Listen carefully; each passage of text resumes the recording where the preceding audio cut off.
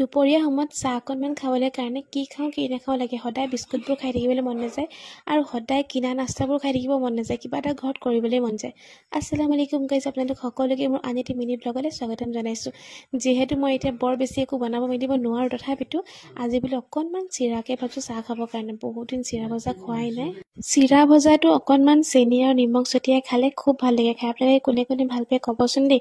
আৰু লগতে আপোনালোকে মোৰ ভিডিঅ'বোৰ ক'ৰ পৰা চাই আছে সেইটোও কমেণ্ট কৰি ক'ব দেই।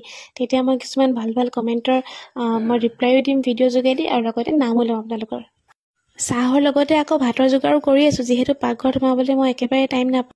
সেইটো কাৰণে যেতিয়াই সময় পাওঁ মই একেবাৰে ৰাতিৰ কাৰণেও বনাই ল'বলৈ চেষ্টা কৰোঁ, কিয়নো বাৰে প্ৰতি মই সিহঁতক এৰি থৈ আহিব নোৱাৰোঁ যে। আৰু এইফালে চিৰা ভজাত মই অকণমান চেনি আৰু অকণমান নিমখ দি দিছোঁ, তেতিয়া খাবলৈ খুবেই সোৱাদ লাগে। আৰু লগতে ৰঙা চাহ বাকিছোঁ। ৰঙা চাহৰ লগত এইবোৰ ভজা পৰা বস্তুবোৰ খাই বেছি ভাল লাগে, যিকোনো ভজাই হওক লাগিলে। এইফালে আব্বা, মোৰ আৰু হাজবেণ্ডৰ কাৰণে চাহ বাকি লৈছোঁ। ৰাতিপুৱা যে বতৰটো ইমান বেছি বেয়া কৰিছিলে নহয়, অকণমান ঠাণ্ডা ঠাণ্ডা লাগিছিলে।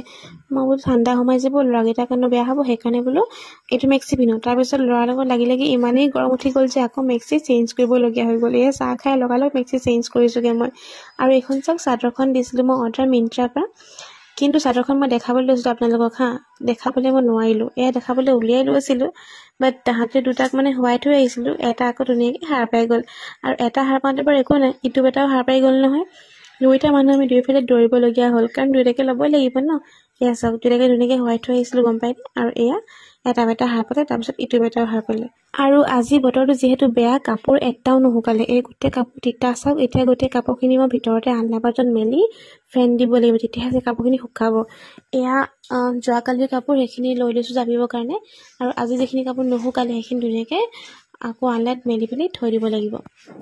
আৰু বাহিৰৰ কাপোৰবোৰ হাজবেণ্ডে আনি দিয়ে, যিহেতু মই সেইফালে যাবলৈ অকণ অসুবিধা হয়, সেইকাৰণে মই ভিতৰতে যিবোৰ কাপোৰ মেলা হয় বেটাহঁতৰ, সেইখিনিকে ভৰাওঁ ধুনীয়াকৈ।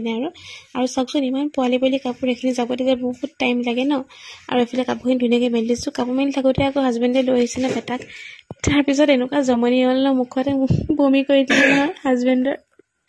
মানে চদিয়াই দিয়ে বুলি যে কয়, চদিয়াই দিয়ে, সেইটো কৰি দিলে নহয়। এয়া চাব, মোৰ ৰিয়েকশ্যন দেখিবই লাষ্টলৈ ভিডিঅ'টো। বাৰু আজিৰ মিনি ব্লগটোত ইমানেই আছিলে। যদি আপোনালোকে চাই ভাল পায় তেনেহ'লে পেজখন ফ'ল' কৰিবলৈ নাপাহৰিব। লগতে যদি ইউটিউবত চাই তেনেহ'লে ছাবস্ক্ৰাইব কৰি দিব। আজিলৈ আহিছোঁ, বাই।